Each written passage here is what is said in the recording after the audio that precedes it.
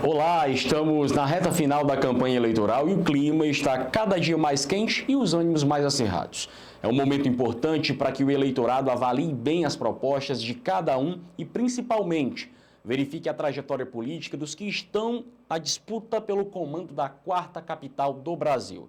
Fortaleza é uma cidade com muitos desafios que precisam ser enfrentados: segurança pública, educação, saúde, moradia, emprego e renda. O próximo prefeito da capital cearense precisa atuar fortemente na implementação de políticas públicas voltadas à redução das desigualdades sociais e geração de oportunidades para os mais vulneráveis. A você, eleitor, cabe a missão de escolher bem quem será o prefeito a quem confiar essa missão tão desafiadora.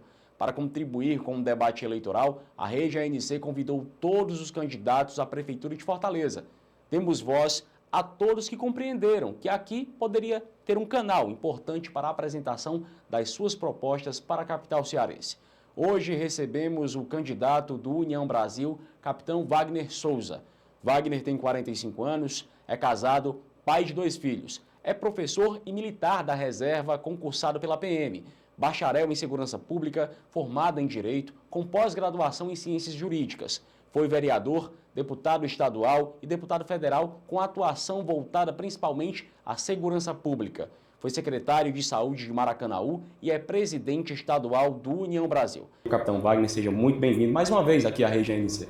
Satisfação grande estar aqui na Rede ANC, agradecer pelo convite, dizer que a gente está aqui à disposição para ajudar nessa escolha do fortalezense em relação ao próximo gestor da quarta capital do país. Perfeito. Capitão Wagner, a gente começa falando sobre números.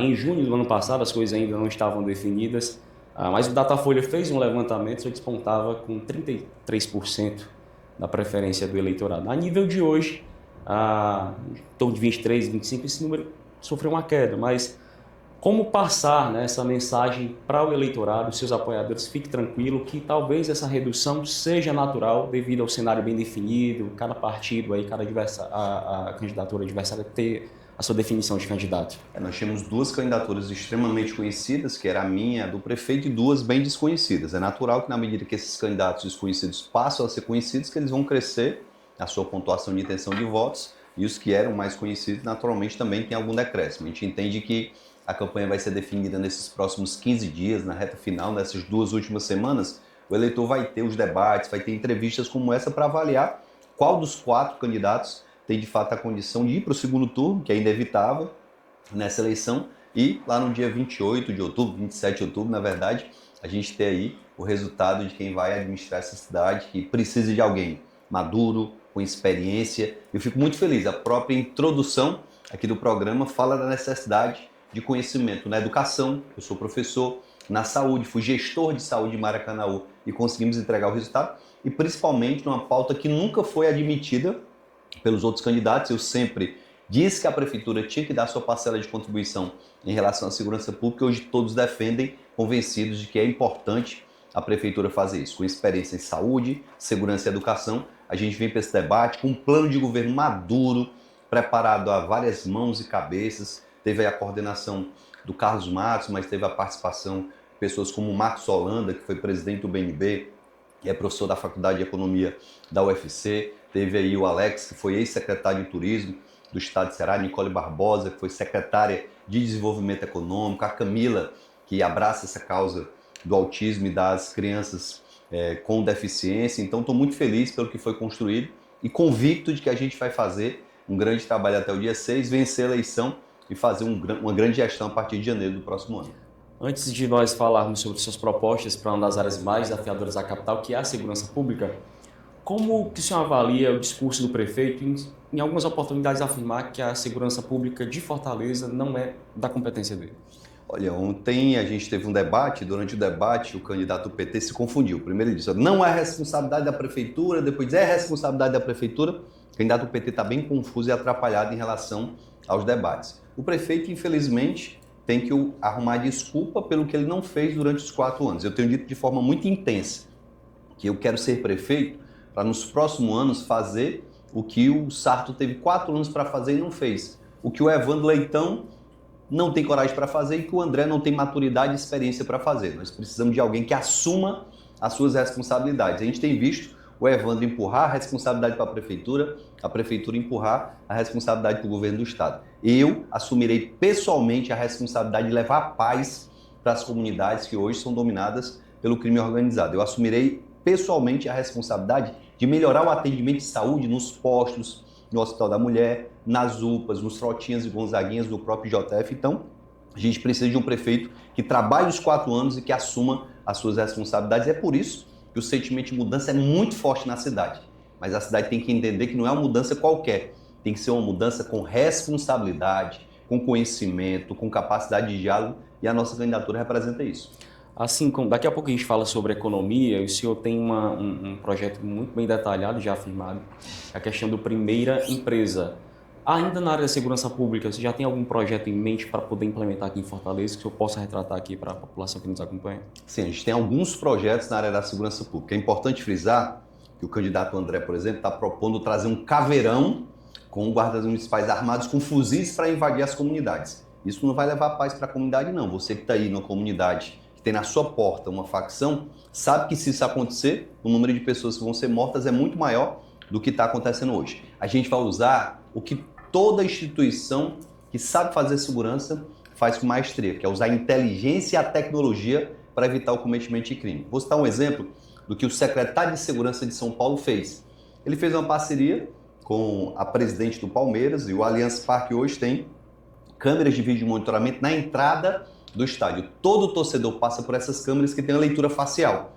Eu, para entrar na minha casa, eu só entro se eu passar primeiro por um leitor facial para saber que sou eu. Para entrar no apartamento da minha irmã, a mesma coisa. Para entrar em algumas empresas aqui em Fortaleza, já existe essa tecnologia.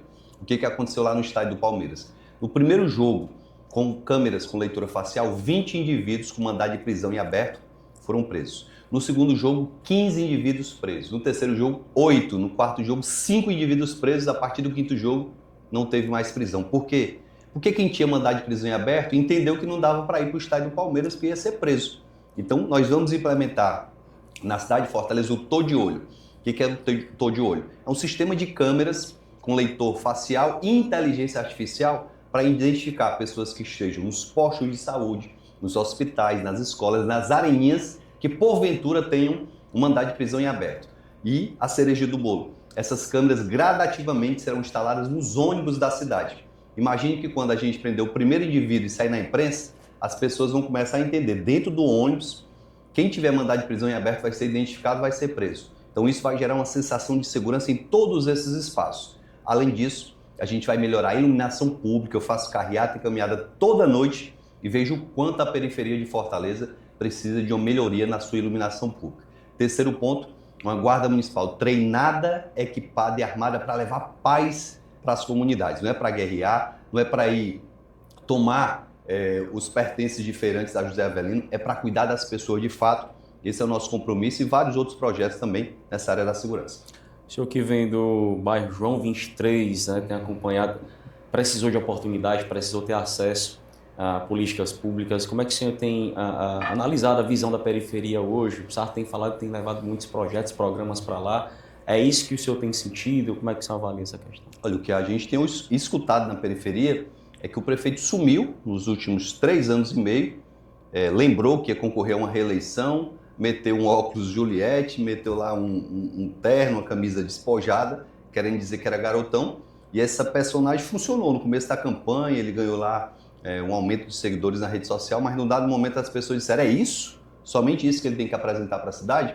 E, logicamente, começou a derreter essa personagem que o prefeito Sarto criou. Hoje o prefeito Sarto está para abandonar a candidatura, está para abandonar a política e entrar no ramo do humor, concorrendo aí com os humoristas cearenses. E não é isso que a sociedade espera de um gestor que passou 4 anos à frente da cidade. Infelizmente, a nossa periferia está tomada por buracos, está tomada por postos de saúde sem medicamento e sem médico, está tomada, infelizmente, também pela violência, e a prefeitura não tem agido de forma proativa para dar sua parcela de contribuição. O prefeito sozinho não consegue resolver tudo, mas se ele tiver coragem e proatividade, ele vai dar exemplo para o próprio governador e vai ter como cobrar. Quando eu for prefeito, eu vou fazer meu mutirão de cirurgias de catarata para devolver a visão às pessoas e vou dizer: governador, fiz minha parte, está na hora do senhor fazer a sua. Eu vou colocar o Tô de Olho nas areninhas e praças, colocar uma melhor iluminação pública, levar os guardas municipais para lá e vou dizer, governador, fiz minha parte, está na hora do senhor fazer a sua. Na hora que essa concorrência positiva, quem é que ganha? É a comunidade. Na hora que a gente começar a determinar a CAGES, que é uma concessionária que a prefeitura entendeu de entregar a gestão da água e do esgoto da cidade, e dizer, vem cá, CAGES, não tem mais essa história de eu passar a pavimentação, você vir quebrar para fazer o saneamento, não. Vamos fazer aqui um planejamento. Antes de eu passar a pavimentação, você vai fazer o saneamento e só depois é que eu vou passar a pavimentação. Economia de recurso público e evitar um problema grave na periferia, que são os buracos causados pelas obras da CAGES. Ah, mas depois a CAGES passa lá um remendo mal feito, que quando vem a chuva infiltra e acaba desmanchando, como desmancha um sorrisal. Então, com essa expectativa de cuidar da periferia, da mesma forma que se cuida da beira-mar, é que a gente vai ter uma cidade muito melhor e mais unida. A gente vive escutando as pessoas que existem duas fortalezas. Uma da 13 de maio para cá e outra da 13 de maio para lá. Na periferia, o sentimento é de abandono, de ruas mal iluminadas, de violência, enquanto que na beira-mar a gente parece que está num país europeu. A gente quer levar essa mesma qualidade dos serviços que é prestado na beira-mar para o Vila do Mar, lá para a Praia do Futuro e para o restante da cidade. Ações e projetos para a juventude de Fortaleza. Olha, a gente tem convicção que a gente só vai mudar essa realidade social de Fortaleza, que é o maior PIB do Nordeste, mas é a terceira cidade mais desigual do Nordeste, quando a gente levar a oportunidade para os jovens. Você acabou de citar, eu vim lá do João 23 e foi uma oportunidade de fazer um curso de técnica e eletrotécnica na Escola Técnica Federal do Ceará, que me tirou daquela situação e me fez crescer, passar no concurso público, me tornar professor e ser quem eu sou hoje. Então, a oportunidade que eu tive, eu quero dar para esses jovens da periferia. De que forma? Garantindo a qualificação profissional numa área que está bombando. Hoje, todo mundo quer trabalhar com tecnologia. Se você chegar lá na periferia e disser para um jovem, meu filho, vamos ali fazer um curso de bombeiro hidráulico, poucos vão se interessar. Mas se você chegar lá e disser, vamos fazer um curso na área tecnológica para você aprender a fazer games, a fazer aplicativos, a ser um programador na área tecnológica. A meninada, com certeza, vai querer. E o melhor, esse tipo de atividade gera uma remuneração na média de 4 a 5 mil reais, diferente de empregos que você tem uma situação precária e só vai ganhar um salário mínimo. Então a gente quer levar essas oportunidades para os jovens da periferia. Por isso que nós temos no plano de governo as areninhas da inovação. Locais que vão estar instalados ali do lado da areninha, para esses jovens baterem sua bolazinha, mas depois se capacitarem na área tecnológica. O senhor tem falado muito, né, sobre a sua experiência à frente da Secretaria de Saúde de Maracanaú. Você acredita que a sua experiência lá é capaz de trazer a sua bagagem, capaz de resolver os problemas que Fortaleza vive hoje na área da saúde?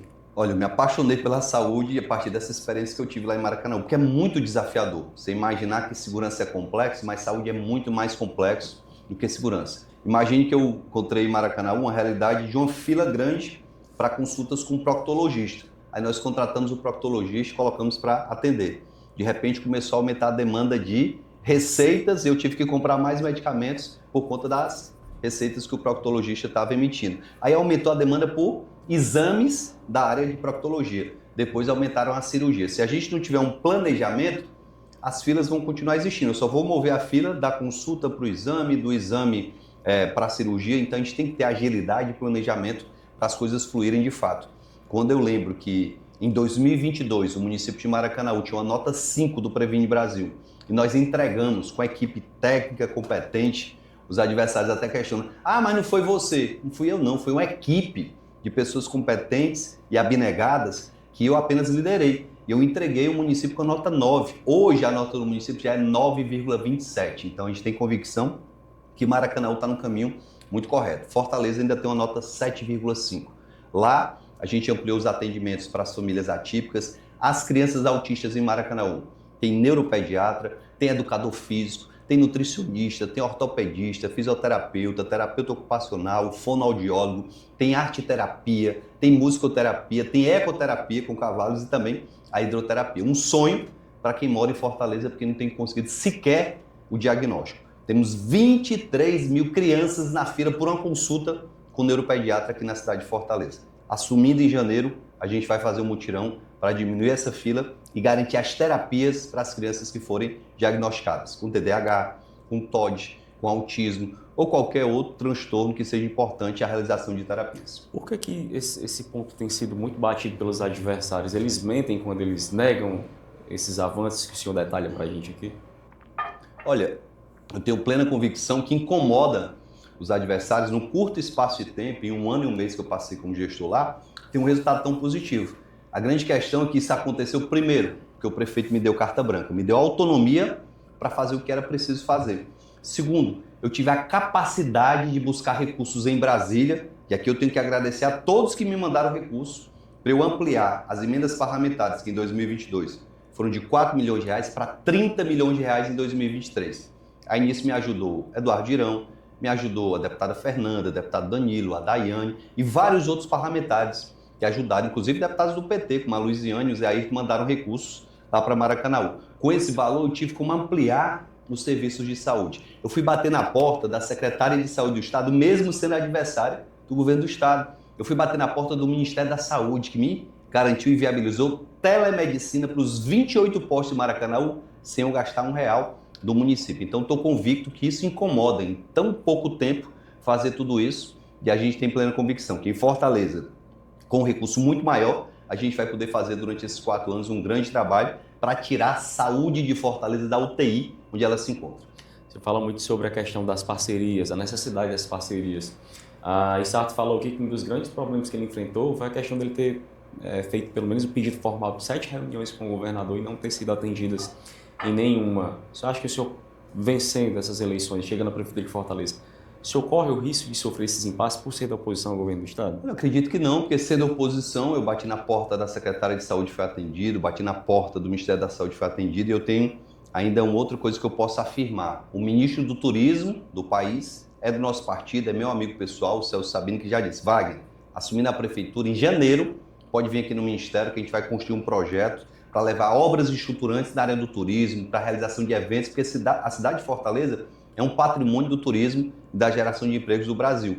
A gente tem também a indicação do ministro do Desenvolvimento Regional, que pode nos ajudar nessa área, além dos deputados, que eu tenho excelente relação com todos os parlamentares, com os senadores que vão, durante esses 4 anos, me ajudarem a fazer uma grande gestão aqui na capital.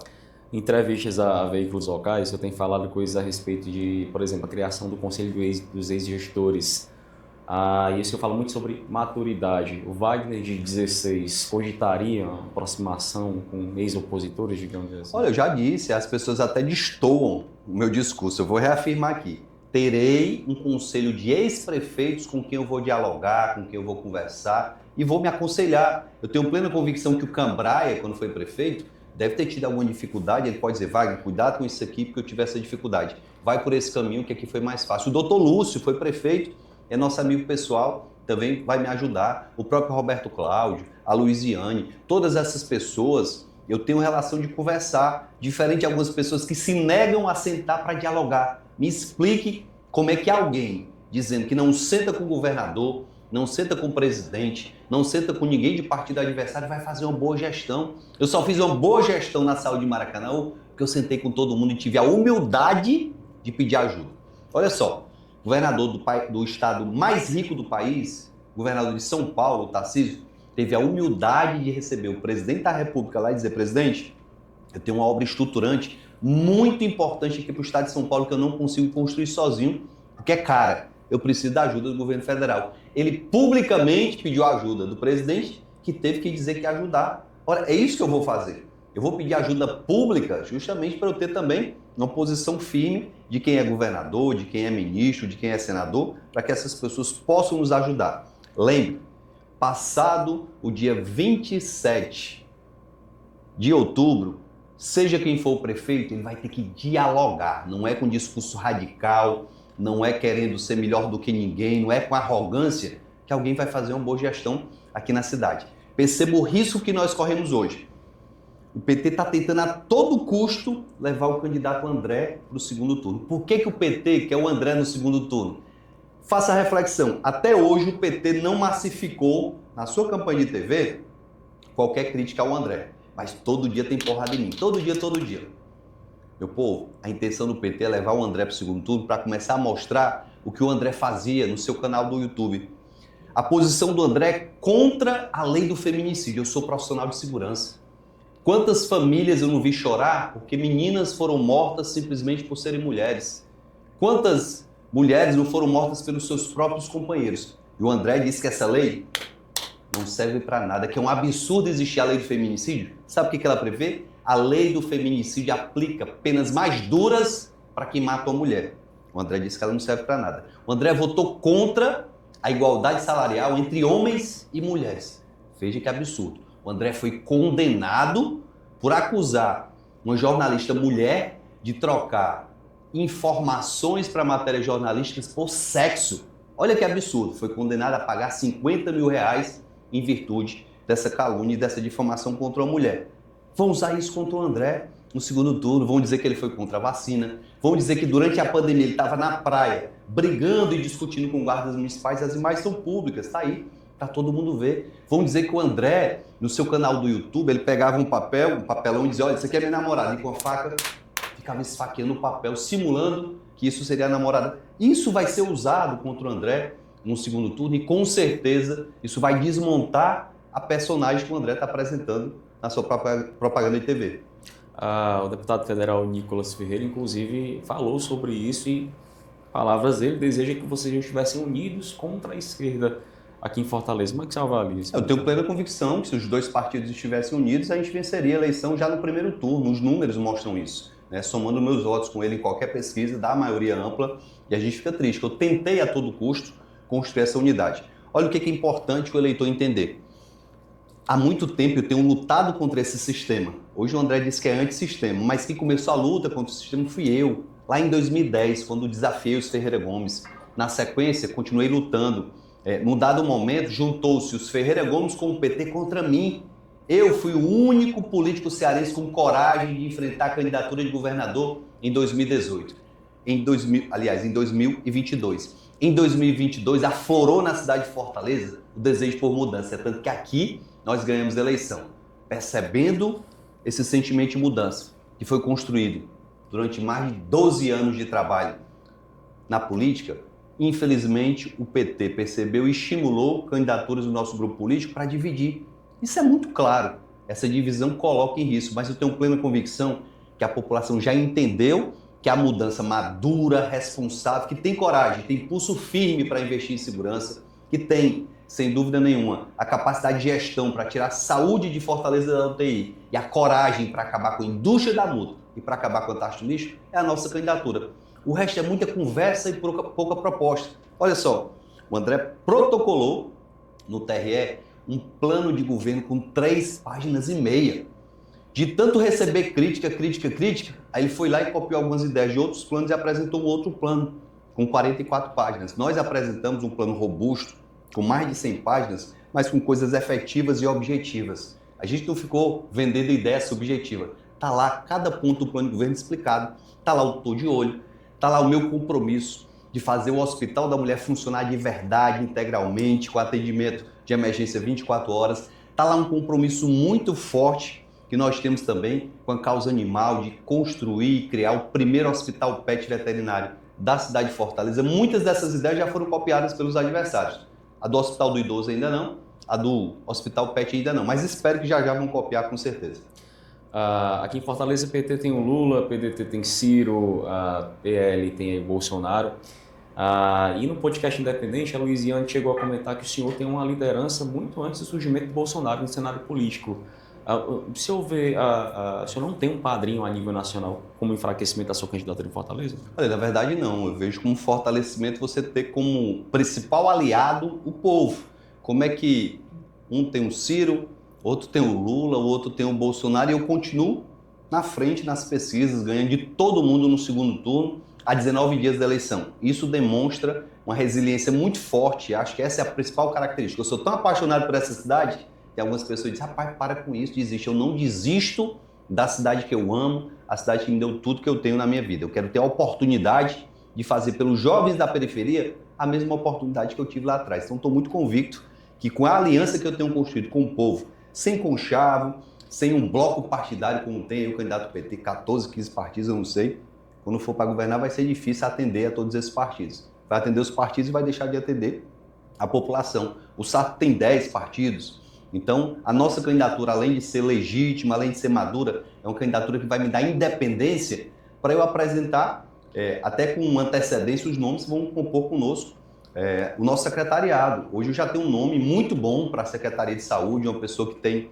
experiência, que tem relações em Brasília, que tem relações aqui, que tem um ótimo relacionamento com a classe médica, com os demais profissionais de saúde, que vai me dar uma tranquilidade de ser alguém com experiência na iniciativa privada e no poder público, que é servidor do JF e também é servidor de um hospital federal. Vai ajudar, inclusive, essa interlocução entre o município, o governo do estado e o governo federal. Isso me dá muita tranquilidade para formar o nosso time que vai fazer a melhor gestão da história de Fortaleza. Nós falamos sobre saúde, segurança, geração de emprego e renda, algo previsto para a questão da moradia aqui de Fortaleza? Sem dúvida. Eu tive em Salvador com o prefeito Bruno Reis, que deve ser reeleito aí com 75% das intenções de voto, é o que as pesquisas mostram hoje. Eu até disse para alguns amigos que eu não imaginava que o Bruno Reis pudesse superar o Assemineto lá em Salvador. A Semineto fez um grande trabalho, deixou um grande legado lá no município de Salvador, semelhante ao que o Roberto Cláudio fez aqui em Fortaleza, e infelizmente o Sarto não conseguiu dar continuidade.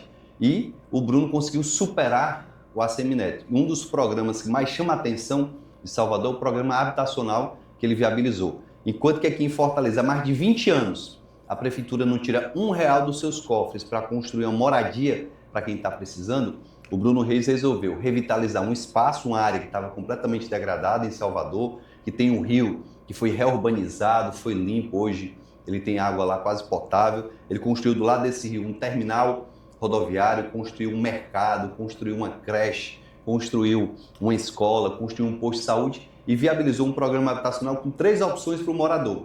Ele chega lá para o morador da área de risco e diz: meu irmão, você tem a opção de repente me entregar a sua casa para eu demolir e reurbanizar aqui a área e eu te pagar uma outra casa no mesmo valor em qualquer ponto da cidade, ou tu tem a oportunidade de eu te entregar um sobrado nesses moldes aqui, ou então, se tu quiser, eu vou te entregar um apartamento nessas condições. O morador fica encantado, porque ele tem 3 opções e facilmente ele desocupa aquele imóvel e as obras são viabilizadas. Ele fez isso agora recentemente com 750 moradias. Ele me disse algo que me chamou a atenção. Ele disse: Wagner, na hora que eu lancei o programa, ele foi tão bem aceito pela comunidade que o governador ficou enciumado e disse: eu vou fazer um outro com mais de 1.000 moradias. Olha só, a competição entre a prefeitura, que é do União Brasil, e o governo, que é do PT, gerou um aspecto positivo para a população. As pessoas foram beneficiadas com 2 programas em vez de 1.